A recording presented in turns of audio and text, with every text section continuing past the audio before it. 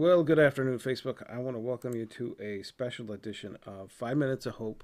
I'm doing the special edition to kind of deal with something, build on something that I talked about in the 5 Minutes of Hope on Tuesday this week, in which we dealt with, at the end, I kind of dealt with some of the frustrations I have with churches, with church in general. Okay. And so I'm going to try to come at that frustration in a way of teaching. Okay. To answer a question, what is a missional community? Now, I will talk about a couple different places in the Bible, a couple quotes, but I want to deal with this in a general topic, okay?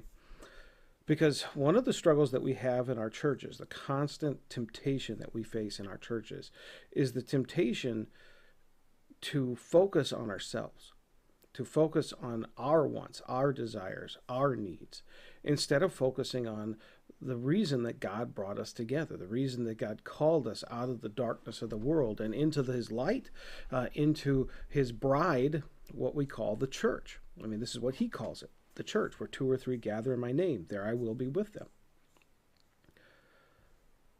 It's very easy, though, and it has been throughout the history, not only of the New Testament church, what we call the Christian church today, but also the Old Testament church, which was the Judaic faith, the faith of the Israelites. It has it's always been a constant temptation to focus on our wants, our desires, instead of focusing on God's calling. One of the ways that manifests itself today in our churches is in terms of, well, why does the church exist? Why does and I'm going to change the name here for the purpose of helping with confusion. Instead of calling a local church a church, I'm going to call it a congregation, okay? So anytime from now on that I refer to church in this video, I'm referring to the invisible church, to all believers of all time gathered, giving God praise. Okay, so that, on the average Sunday morning or any time there's a church service in a congregation, there can be people present in that church service that are not believers, that are not part of the invisible church, true believers, if you will. But what is our purpose as a congregation? What is the purpose of all Christian congregations? It's to fulfill the mission of God, to fulfill the calling that God gave to us as he called us out of the darkness of sin, death, and the devil into his light, faith in his Son. One of the ways that the devil fools us into forgetting about our purpose, our calling, our mission, is to get us to focus on ourselves. And so the thing, you notice the video, in the video, depending on where you're looking at, I put missional community versus a community of cliques. Typically, congregations, whether they're long established, whether they're brand new, whether they've reinvented themselves, whether they're full of old people or young people, one of the common characteristics that they have is that the people focus on themselves. I go to this church or this congregation because it does this for me. Because it has this program, it has this music, it has this pastor, it has this thing that helps me. The danger of those words, though, the danger of that belief is the devil can use that to take our eyes off of the mission that God has given us. He called us together as a church not to serve ourselves. He called us together as a church to serve him and to serve in his mission field. And so why do we exist as a church? We exist for the lost. Not only to bind up those who Christ has called into his body, to be a beacon of hope for them, but especially to be a beacon of hope for the lost, to show them the way to safety, to show them the way to salvation. And it's so easy to forget that. Let me give you some examples, and this is where some of the frustration on Tuesday came from. When we've been a part of a congregation, whether for a long time, for a little time, we face a daily temptation to focus on the people we know, to focus on the people we're comfortable with. And in so doing, we lose sight of the people coming through the door. Now, typically in the past, whether it's pastors, whether it's other servants of the church, servants of a congregation, other professional staffing, for instance, successes of congregations is often determined on, well, how well does the pastor know people? But it shouldn't be. It shouldn't be based on how well the pastor knows the names of all the people. It should be based on not only Christ, first and foremost, and the message of Christ crucified and risen, but secondly, the congregation recognizing everybody.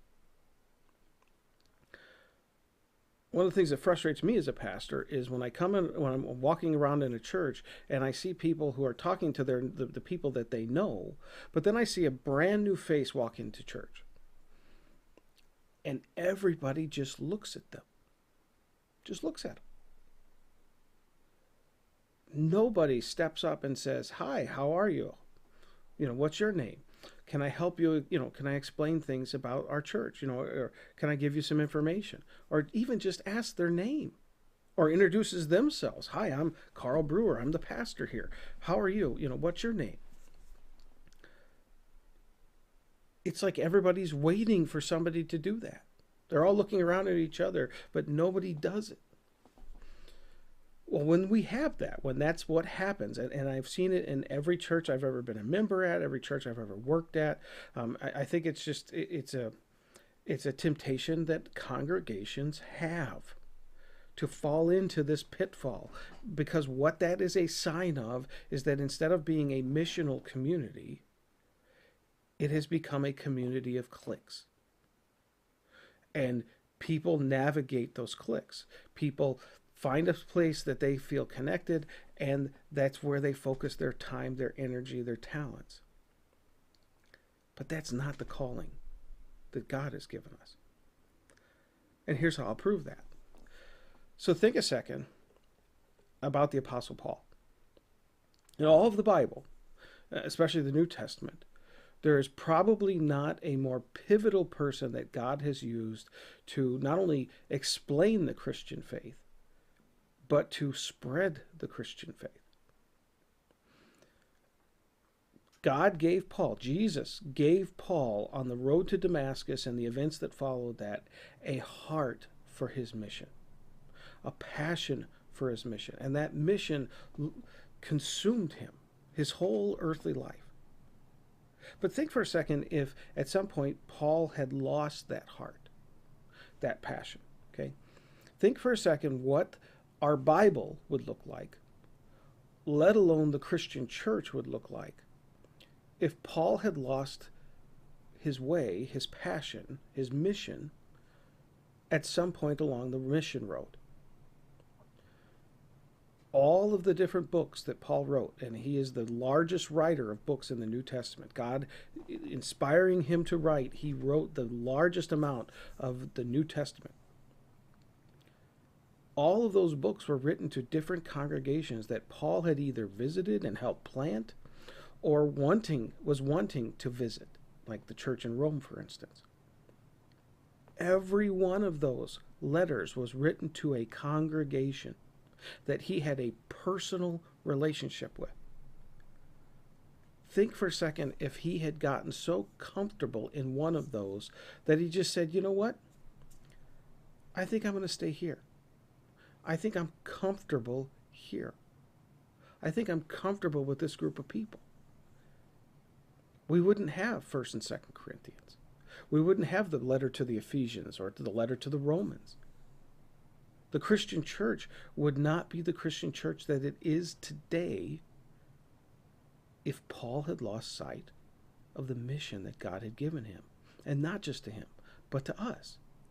That mission drove him. That mission drove him that even though he established a congregation in these different cities, or he came upon an established congregation already, he not only ministered to that congregation, but then he felt a calling to move on and take the word elsewhere, but then to keep reaching back to that congregation, to keep administering to them from afar. Now, this has nothing to do, please understand, this has nothing to do with me and the call that I have to another congregation right now. I'm not talking about that. There's no connection to that. And when I'm talking about this calling, okay, please understand that.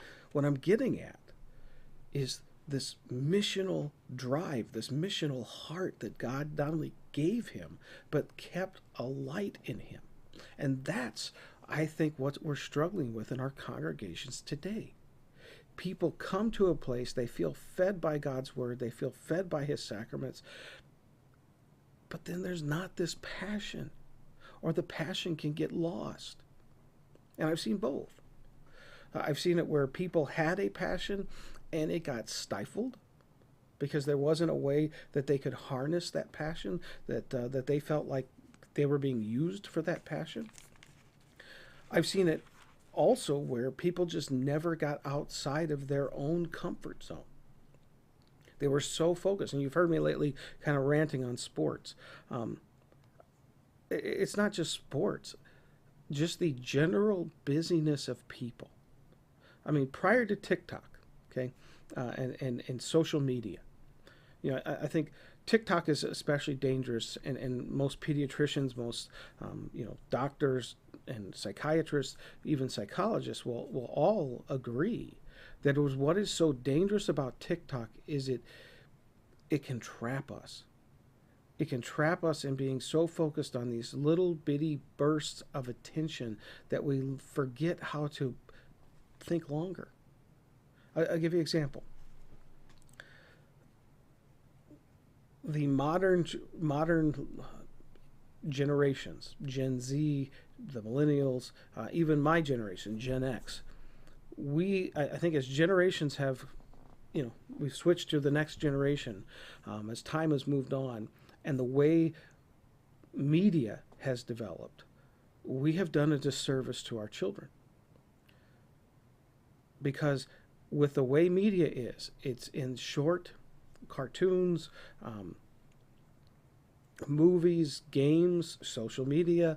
They're all geared into these 30-second to 5 minutes to 10-minute videos.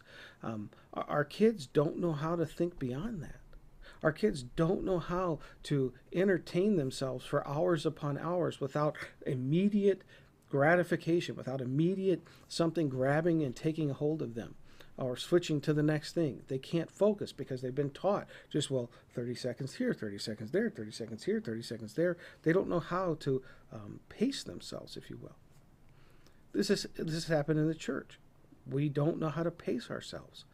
People regularly in the Christian church, and I'm talking about the invisible church now, not congregations, but in the Christian church at large, regularly, even 100 years ago, were able and willing to sit in 2-hour services, to listen to 45-minute to an hour-long sermons, to come on days like Friday nights. I mean, C.F.W. Walther, who is the founding president of the Lutheran Church Missouri Synod, C.F.W. Walther preached at the seminary on Friday nights, and the gentlemen that were going to seminary would go out and watch it, would go to those services Friday nights. They would listen to hour-long sermons on a Friday night. Today, what are we doing on Friday nights? People are drinking themselves into oblivion to not think about the world. You get what I'm saying? This stuff that's outside of the church has now come into the church. And there's a temptation that we face every day to so focus on our own selves, our own comfort, our own likes and dislikes, our own cliques, that we lose sight of the larger mission of God, the missional community. Why do we exist as a congregation? This is the question every single Christian congregation should be asking itself every day. Every time a board gets together, every time the council gets together, with everything that the pastors and other professional church workers do, with every event that volunteers are asked to help out with, they should be asking themselves, how does this fit with the mission of God? Because if I'm just serving myself, if I'm just serving my own thing that I want to do, if it's not bringing in the lost or ministering to the lost, we don't need to be doing it. That needs to be our focus. And it's so easy today to get lost. This is what the devil wants us to do. He wants us to start fighting with each other. Because if we can be fighting with each other, what are we not doing? The mission of God. If we can be focused on our own little fiefdoms and our own little things, we're not getting the word of God out to the masses. And so the question we ultimately need to be asking every day is, are we a missional community? Or are we a community of cliques? Is what I'm doing bringing new people in and helping them not only feel part of this mission body,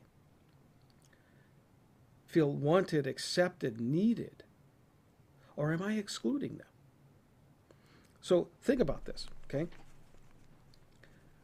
This means we need to look at ourselves and say, where am I failing you, God? Pray this prayer. Where am I failing you, God?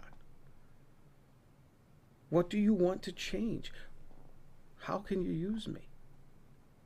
Instead of complaining about everything that's going on around you, looking at yourself and saying, what can I do different? How can God use me differently?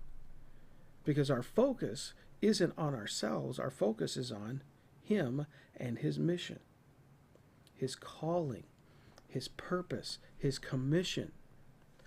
That becomes the emphasis instead of us focusing on ourselves. Now, don't take my word for this, okay?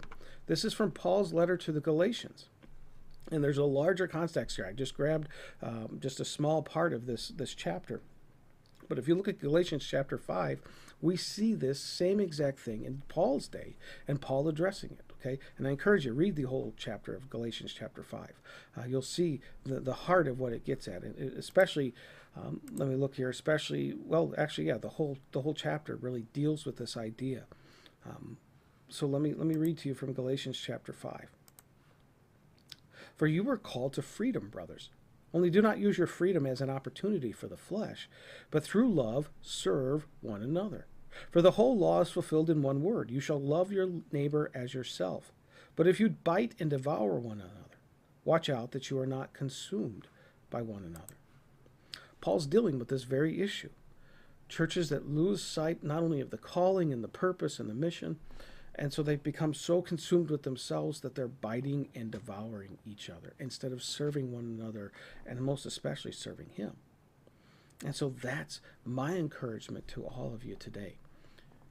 Constantly be asking, Lord, how can you use me? Look around in your congregations. If you see a new face, or if you see somebody you don't know, if you see somebody you've never talked to, walk up to them. Say, hi, my name is whatever your name is. I don't know you. Can we talk? This is what I do. I play dumb. Well, you guys know I'm dumb, but I play dumb. If somebody has told me their name and I do not remember their name, instead of being embarrassed, I just go up and I say, I am so sorry. I forgot your name. Help me out. There's some days where there's people that I've known for many, many years, and their name just escapes me. Well, I could either be embarrassed and not say anything, or I can ask, because by asking it shows them I care. By realizing there are new people, by realizing there are people that don't feel comfortable, watching their body language. How do we, if somebody, I guess watching body language would be another great thing. If somebody, you go up to somebody and you're a hugger and you go to hug them and they go like this, they probably don't want to hug. So watching for that. On the flip side, if somebody feels despondent, looks despondent and broke down, and you go to give them a hug and they respond to it, their body seems to like it, well, you watch their body language. Anyways, I'm getting way off topic, but you get the point of what I'm trying to say. It's how do we help people feel important and feel connected? Just my 2 cents. All right. Everybody have a great rest of your day. I'll do a 5 minutes of hope for tomorrow. It's going to be a live one because I didn't get it pre-recorded, but we'll do some psalms and songs together.